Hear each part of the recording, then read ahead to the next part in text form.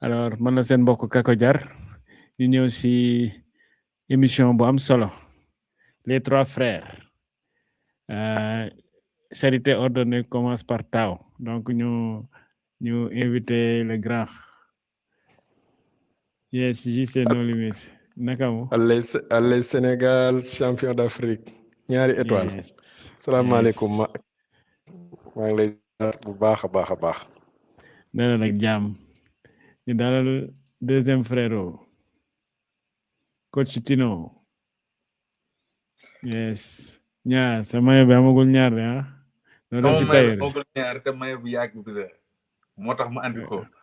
salaam sama gars yi salaam Galsen nice alors welcome à tout le monde alors un concept amul wiiri wiiri amul jaari ndaari on est trois frères de sang on a grandi ensemble bokk ndey bokk baay yàgg football ndoo bëgg football lool waaye am ku nekk coach am ku ne yaayoo expert football la am koo xamante ni moom loo ko wax ci football mu yóbbu ko côté spirituel donc débat bi du yomb waxtaan bi du yomb waaye duñu réeroo boo ñu dégloo rek diñ ci jëlee xam-xam alors gars yi loo leen wax ci introduction bi gisee non day daw yaram non ci ngay xam ne mooy comme ni ma doon wax kenn bëggee xam coupe bi ban njëriñ lay saf laajal waa Maroc laajal waa Maroc ñi ko ñàkk di nga xam ñun li ñu am lan la toll quoi non vidéo bu daw yaram ci ngay xam ne gagné rek a neex quoi gagné rek a neex di ko jar ko jar voilà yàlla nañu yàgg di gagné di bëggee parce que tamit xam naa xale yu ndaw yi peut-être ñoo ci dal rek ñi gagné di gagné waat mais ñun ñi nga xam ne am nañ certain âge souffrir nañ suñu enfance de waaw Sénégal fu mu daan dem ñu defal ko bagage ñu ñibbi ñu dem ba miin ñàkk nag yaakaar ne ñàkk mooy lu normal léegi la jamono neex rek ndeysaan en tout cas ñu xaar ko ci Tino dellu si waat alors yow nga fekkee ñaari coupe d'Afrique mais sa premier coupe d'Afrique bi nga fàttaliku kañ la woon ban coupe d'Afrique nga njëkk a xàmmee nga njëkk a fàttaliku non coupe d'Afrique bi ma njëkk a fàttaliku 1990 la woon 1990 fàtte naa sax ban dëkkati la woon mais boobu 90 voilà 90 waaw 86 la woon wala 90 non Caire 86 la woon mais man 1990 laa fàttaliku 1990 boobu ci la Roger Mila xam nga rek commencé fël ñëpp xàmmee ko mu génnee dugal bi dem poto corner fecc fu daal la commencé vraiment fàttaliku football di fàttaliku ay ñu mel ni ay ñoom Abedi Pelé nga xam ne après ñëw nañ année bi ci topp nag ci lañ ko organisé Sénégal 92 Sénégal 92 nag boobu nag moom ñëpp xam nga rek xam nga genre événement bu amee sa dëkk moom écolier yeeg barki dem rek ak sama doom yi maa ngi leen doon wan mascotte Sénégal 92 boo ko fa amee après nga génneel ñu ko mooy gaynde bi amoon bi yaramu bal bi ku ci ne moom la daan dessiné ci kay maître xaw nañoo rey ci dessiné mascotte Sénégal 92 ci kay yi kuñ jàpp ne nga dessiné ko sa kay moom bu la ci fekk yow waaw c'est mascotte bu garaaw ak baltango la woon biir bi baltango la woon mascotte boobu noonu ñëpp mascotte génne ko da ngay dem noonu yu nga kii Google génne ko direct nañu def no simple rek mu ne ko ñëpp dessiné woon nañ ko donc Sénégal 92 nag mooy année bi ma commencé dëgg nag di toog di seetaan match début ba fin jamono yooyu ndeysaan Bokandé moo nekkoon fierté Sénégal moo nekkoon sunu star ak rasta yi voilà ngi nii de Sénégal 92 a ngi nii de kii ñëpp ko dessiné ok alors ñu mun a fàttaliku ne en cas 2022 ñu jël suñu CAN bu njëkk 2026 ñu jëlaat suñu deuxième CAN. Alors, bon, on va dire que CAN 2021 la CAN 2025 donc les dates officielles c'est 2021 ak 2025 bële na ne dafa décalé woon parce que en raison Covid bi moo ko décalé woon moo tax ñu joué ko 2022 mais c'est la CAN 2021. mais mel na ni ñaari CAN yu Sénégal remporté yëpp c'est des CAN exceptionnellement joués au mois de janvier. waaw gars yi waaw loolu la c'est des CAN Côte d'Ivoire décalés. ban période la woon. Côte d'Ivoire Côte bi je d'Ivoire pense que. Côte d'Ivoire ci été bi la woon ak tàngoor ak kii bi taw bi. oui Côte d'Ivoire ci été bi la woon boo ko xoolee ci recherche di nga gis ne Côte d'Ivoire bi ci été bi la woon et après bon bu Cameroun bi moom c'était bel et bien période seddaay parce que Cameroun dafa amoon retard je pense que loolu sax moo créé des cas bon y a eu retard y avait Covid mais je pense y a eu plus retard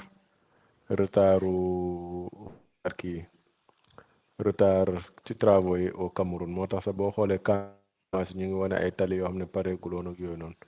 mais bu Côte d'Ivoire bi moom ñu ngi ko joué janvier février. waaw 13 janvier mois juin voilà 11 février juin juillet voilà bu Côte d'Ivoire ñu ngi ko joué juin juillet donc voilà Cameroun moom dañu amoon retard avec problème Covid yeeg yooyu noonu moo perturbé woon. Maroc nag dafa demandé moom pour organiser ko bi parce que je pense que ñoom dañu récupérer CAN bi parce que voilà ñoom coupe du monde lañ gënoon focus quoi. ok alors coach Tino dalal ak jàmm. yes ñu ngi doon wax ci un peu historique bi. donc ñu ñëw ci situation bu xaw a doy waar mais damay teg benn vidéo balaa ñu ci sori. Il a le flow, il a le coton, 120 minutes de course, mais 0 jeton. Il soulève. Alors. doo bàyyi son bi mu daw. non damay bañ ñu bannir ko YouTube bannir ko quoi. alors ñu man maa ngi koy dégg yow yaa ko déggul de. alors coach Tino. yes. ñu gis ne gulet parce que dañuy naan coach Tino ñàkkaat nañ ko dañuy naan kii la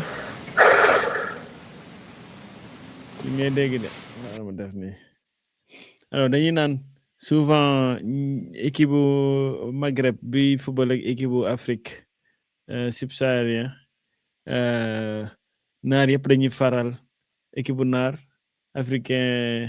de type marron chocolat faral ñëpp ñi benn équipe bi alors bii ñu gis exceptionnellement yi algérien di jubilé bi Sénégal gagné Maroc loolu nu mu demee noonu fan la jote amee lan la marocain def algérien yi. non en fait marocain ak algérien yi dañu yàgg rivaliser seen rivalité bi sax dafa weesu sport quoi c'est une rivalité très politique parce que ñaari réew yoo dañu am tension. coach Tino boo fi nekkaatee di génnaa dañ lay dàq ci live bi laa yaa ngi déggam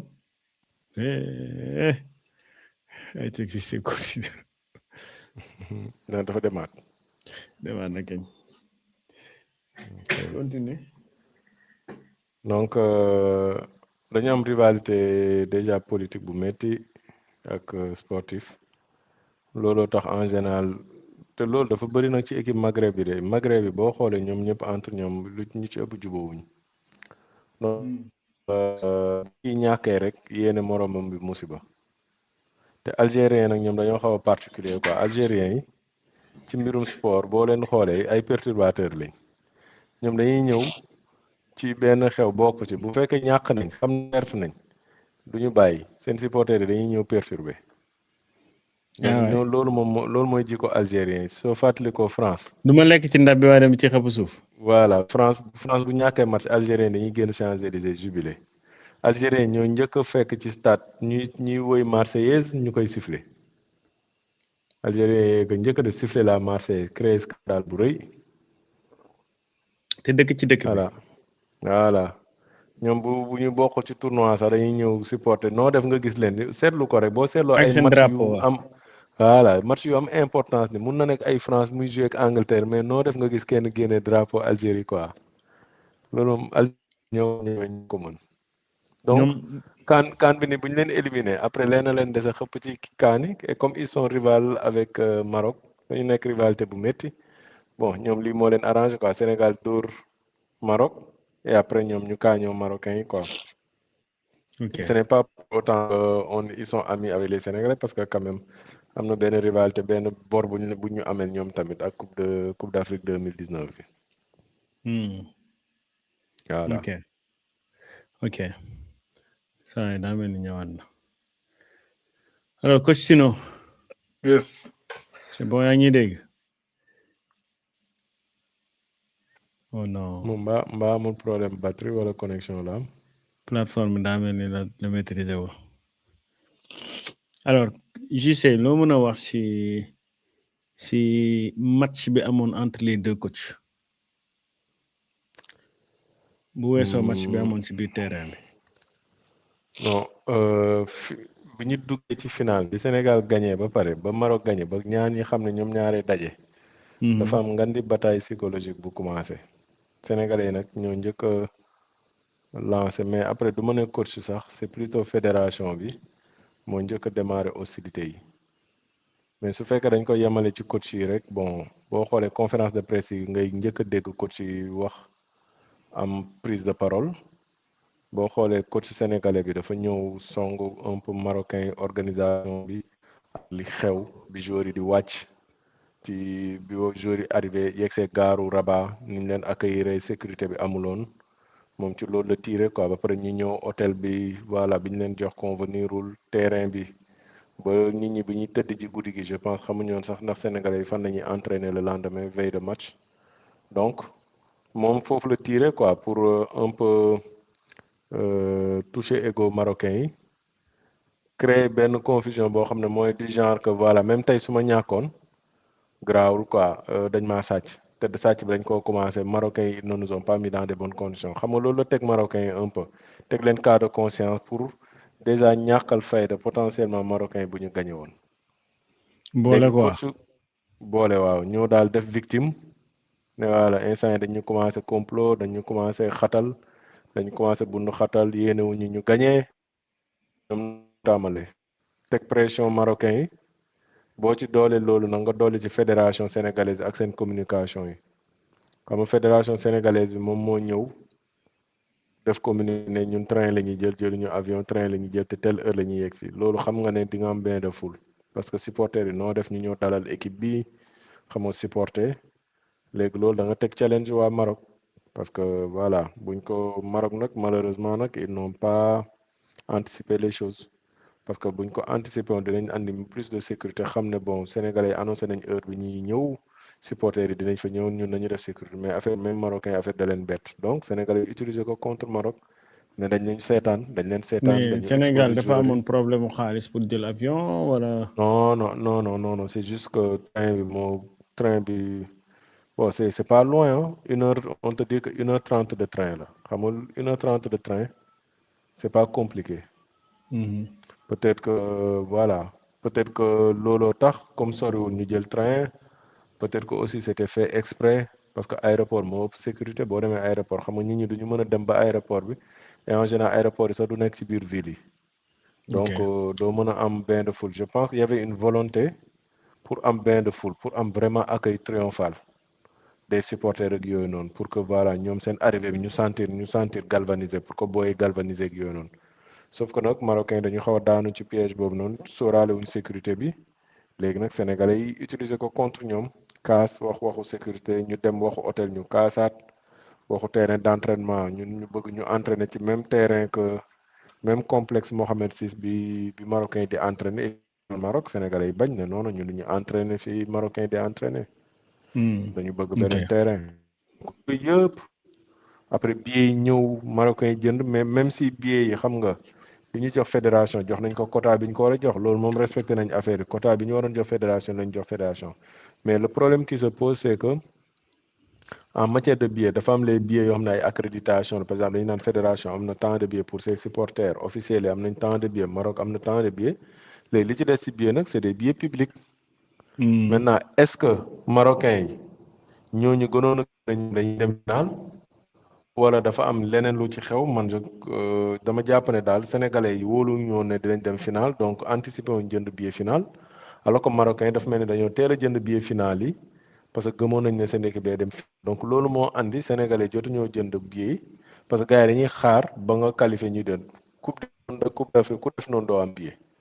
Au début mun nga am billet ay match premier tour yomb na mun nga bàyyi balaa veille nga jënd billet grawul parce que stade yi du fees comme ni nga ko gisee début coupe mais compétition bi lu muy gën di sori match yi di gën a am enjeu mais gars yi di gën a dem stade donc yow lan nga war a def yow da ngay anticiper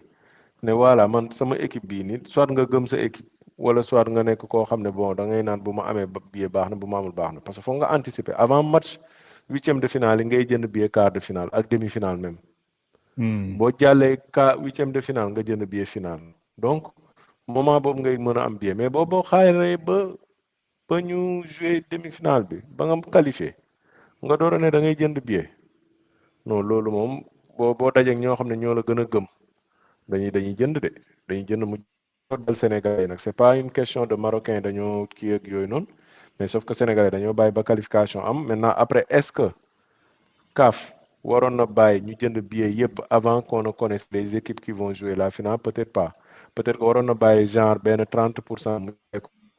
garder benn 70% ba équipe yi qualifié mu ñu door a ubbiwaat billetterie bi comprendre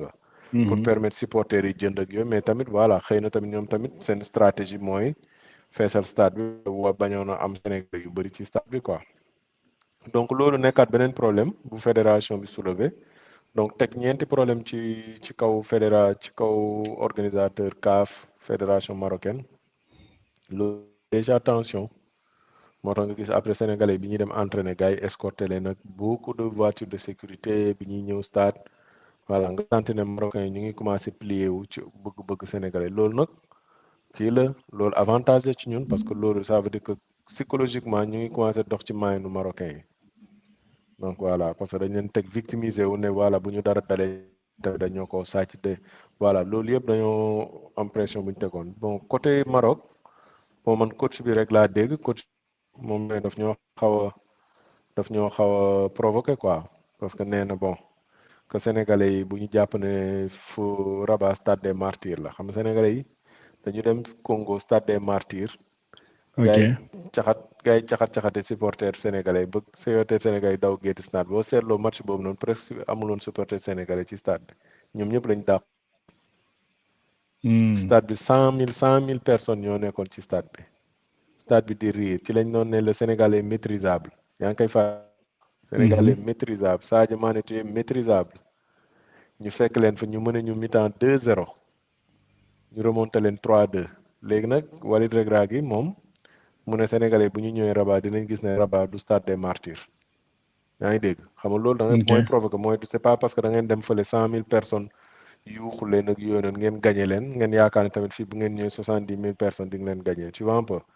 fii décibel bi dina gën a yokku gars yi dinañ gën a yuuxu maa ngi gën a woo gars yi ñu gën a kii siffler xam nga loolu tamit créer beneen tension parce que mënoon nga ne gars yi ñu supporter mais xam nga ne gars yi nañ ñu siffler. comme ni ñu doon def yeneen équipe bi c'était un peu anti-jeu. ok loolu nag moo créé les premières tensions avant match et après ba li xew ci match bi xew quoi. voilà ok merci JC. coach Tino. yes. ñu ngi doon wax ci bataille psychologique ñaari coach yi. alors yow qui est le plus tacticien. alors ci terrain bi ban tactique de jeu moo amoon. ban système de jeu la gars yi tegoon ak nan nañu gérer système de jeu yi. bon marocain yi bon je vais commencer par les marocains parce que marocain yi dañoo retrouver seen jeu. pourquoi dañoo retrouver seen jeu Amrabat moo doon def seen récupérateur mais ba ñu jouer contre Comores Amrabat dañoo gis Boy El Aynaoui ne ci wetam def double rôle boobu ci lañ teg Amrabat ci banc bi teg El Hadji Nawi foofu pourtant booy bi club bi muy joué booy boobu remplaçant la fa. sa club la. waaw AS Roma bi muy joué booy bi du partant mais potentiel loolu mu amul noonu loolu moo yóbbu Maroc. ok léegi mu jàll. Maroc di joué benn système boo xam ne genre 4-1-4-1 la c'est-à-dire que 4 défenseurs benn milieu de terrain mais après ñaari milieu de terrain yoo xam ne offensif lañu dem ak excentré yi ak benn attaquant loolu mooy système Maroc bi moo tax Maroc par moment da lay xoj ci kaw sauf que Pape Thiaw dafa étudier loolu tamit la Pape Thiaw du jouer Pape Thiaw genre 4-1-4-1 lay jouer parce que 4 défenseurs Idrissa Gana Gueye après ñaari milieu de terrain yi dañuy infiltrer aussi muy Pape Gueye ak nekkee Lamine Camara wala ci Habib Diarra dañuy infiltrer attaque bi ok Sadio Mané fii Iliman Ndiaye fee moo tax commencement bi ku amoon beneen touche moo mënoon gagner par exemple touche bi Pape Thiaw apporté mooy possession de bal bi nan laa koy génnee sama camp. ok te Sénégal dañoo ñëw sans pression parce que coach Nigéria bi daa woo Pape Thiaw ne ko boo demee gars yi dinañ la yuuxoo gars yi dinañ la kii siffler di nga am pression Pape Thiaw teel a commencé daa di def loolu ci xel booy. mais affaire bi nekkuloon kaan match kaan rek gars yi dañ doon sotoo si biir gis naa Samuel Eto'o di wax ak Kalidou gis naa nga naan coach kii bi day wax ak gars yi gis nañu que Mendy balaa mi yegg si xamoon na histoire serviette yi ba jël matukaayam indi ñaari serviette alors c'est-à-dire que Mendy gars yi dañoo sot de tamit Mendy moo nekkoon final même mujjee dajek kii ni ñu ko waxatee Maroc ñoo xoolee yëpp c'est-à-dire que ay kii lañ quoi nañ koy waxatee sax ñoom ñoo njëkk a dajeeg Maroc donc ay cobaye lañu bon si je peux dire comme ça. donc ñee lañ njëkk ci ñoom lañ njëkk a testé yenn système yi ba am leen. testé affaire yi léegi gars yi nekk gars yi comprendre affaire les coach Tino. sotti nga bal yi foofu la Pape Thiaw réussir. léegi dafa amoon benn copain Mohamed Sall bu doon wax ni Sénégal dafa am équipe boo xamante ni day adapté au système de jeu yëpp loolu naka lay demee JC aussi tu peux participer et puis JC tamit su ma juumul mu ngi doon wax ne équipe bi milieu de terrain bi défense bi ñoo transformé wu nekk ay milieu de terrain finalement. waaw c'est ça parce que soo xoolee match bi yëpp je pense que coach Tino du ma weddi mais match bi yëpp presque jeu sénégalais yi ci sunu défense bi la nekkoon. boo seetloo balle bi toute la possession de balle c'était dans notre zone mais dès que la balle quitte la zone de défense les joueurs jouent à une touche 2 touches.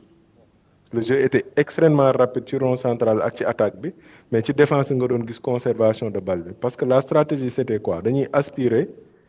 Marocains yi parce que on a le même système de jeu donc on se bloque partout. donc léegi ñun suñu stratégie mooy dañu waroon aspirer Marocains yi on a 4 défenseurs donc peut-être Antoine Mendy moo ñu xaw a affaiblir dans les phases d'attaque parce que Antoine Mendy mënuloon di def projeté woog di ñëwaat. parce que il avait un sacré client sur la droite donc mënuloon permettre loolu donc ce qui veut dire que flèche yi ñu doon am ci flanc yi dañ ci benn rek lañ ci amoon mooy El Hadji Malick Diouf.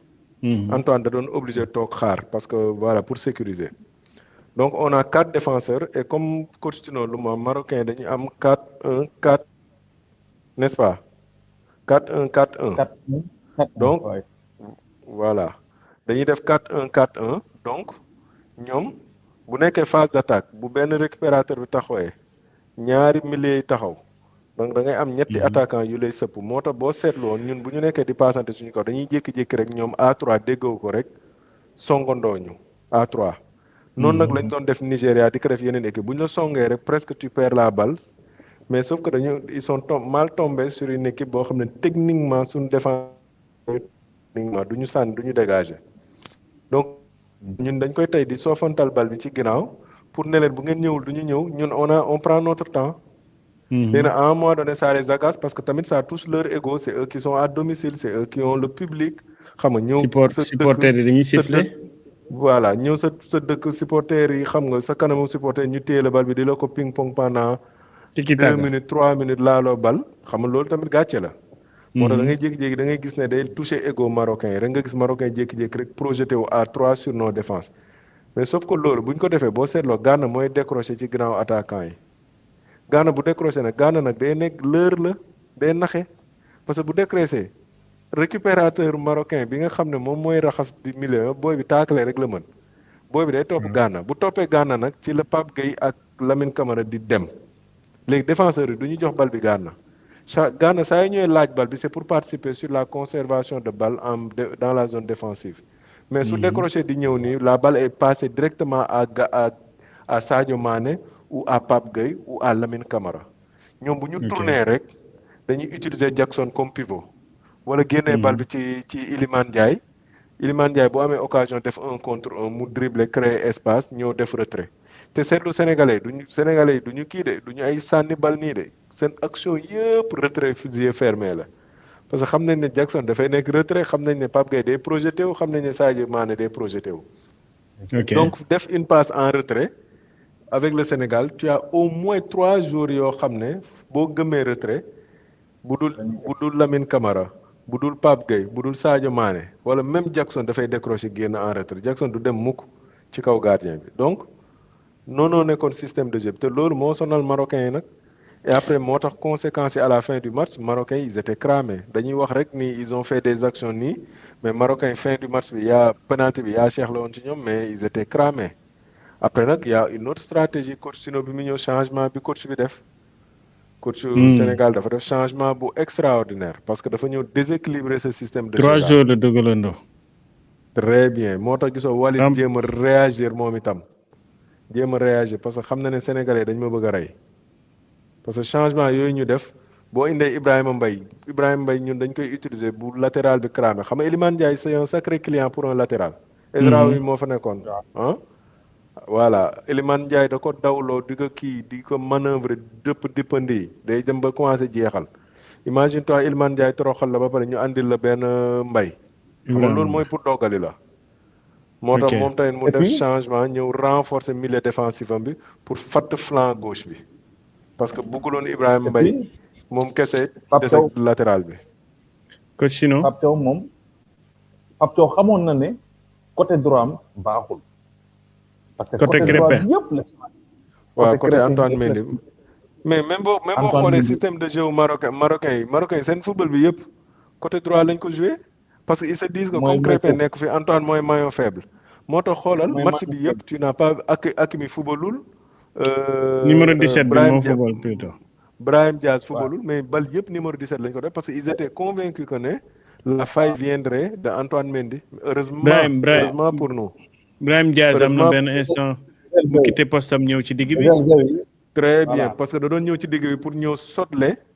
numéro 17 bi pour ñu étouffer Antoine Mendy d'ailleurs même loolu dafa cramer Antoine Mendy te Pape Thiaw a compris benn action la Antoine Mendy def raté attaque mooy xaw a dem tukki. gars yi di contre attaque Antoine Mendy mënul daw ba yegg si replié wu seetlul am na action bu dangereux bu am boo xam ne Antoine Mendy était à la traîne action boobu dafa jeex rek Pape Thiaw remplacé Antoine. coach Sino déggatuñu ne. waaw même man déggatuma ko donc Brahim Diaz loolu tax Brahim Diaz bougé ñëw ci milieu bi pour t'inquiète pas dinañ jàll ci beneen plateforme ci kanam. voilà loolu moo andi. Pape Thiaw ne ñii dañoo bëgg a doggali sama latéral bi. dégguñ ko ba léegi de xanaa nga déconnecté wu ñëwaat. génneel nga duggaat s'il te plaît. léegi nag looloo tax nag Pape Thiaw modifié nag. jaar à 3 défenseurs centraux. pour fàtt kii bi ak sunu ñël Seck yóbbu ko fële place où Antoine pour apporter de la fraîcheur sur le flanc droit après ñëw nag renouveler refresh milieu terrain bi ok génne Iliman dugal benn Mbaye après andi Ismaïla Sarr donc loolu moom c'était carrément pour dire que man dama lay song et loolu day Donc- perturbé parce que les gens s'attendent à ce que Sénégal joue ak Maroc mooy comme Maroc chez eux lañ nekk ñuy sécuriser suñu ginnaaw dañuy arrière peut-être que saa yi ne du arrière Pape Thiaw ne du arrière loolu dafa gën a fausser calcul marocain yi ok marocain yi voilà da leen perturbé carrément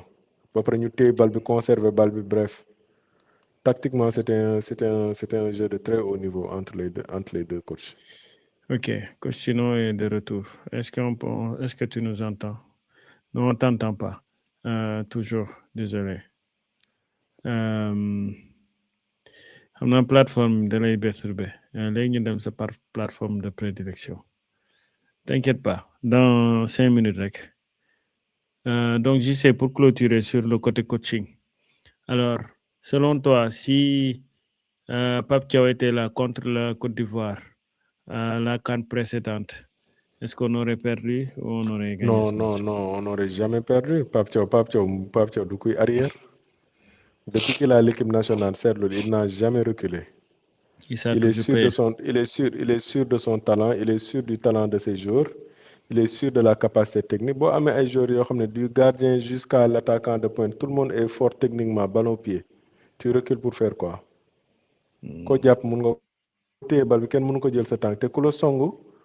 nga traversé ko toj këram. Ok. Donc nit ñi ñoo lay commencé ragal Sénégal la dafa am ay instinct wu Barça boo seetloo dañoo xaw am style u Barça wu année 2009 yi ce Barça mortel la nga xam day téye bal bi di la ko xañ Sénégal da lay xañ bal bi xañ ba di daw premier mi-temps mun nga survivre de comme li ñu dal ñeen nga am 0-0 premier mi-temps mais foo ñëw deuxième mi-temps ñu lay rey parce que boobu day fekk gars yi dañuy cramer pire encore ñu am ay piston yoo xam ne ay jetons yoo xam ne buñ ko dugalee après da lay doggale comme ay Ibrahima Mbaye saa ñu ko dugalee dañu fekk ne défense adverse xam nañ ne commencé nañ traîner les pieds. amul axe amul latéral mu kenn qui peut les résister. non bu la fa fekkee da lay kii booy bi il est jeune il est frais il est rapide il est technique donc kooku défenseur bu mu fekk à 50% da lay doggale quoi. C'est noté. En tout cas, merci JC pour ton intervention. Dañuy yemale fii vidéo parce que coach Tino a du mal à se connecter. Donc merci d'avoir suivi. Abonnez-vous. Pour le reste, likez, commentez, wax leen ñu ngeen gisee match bi et ñu def noonu ba jëmi jamono. Merci beaucoup. À plus guys. Ciao.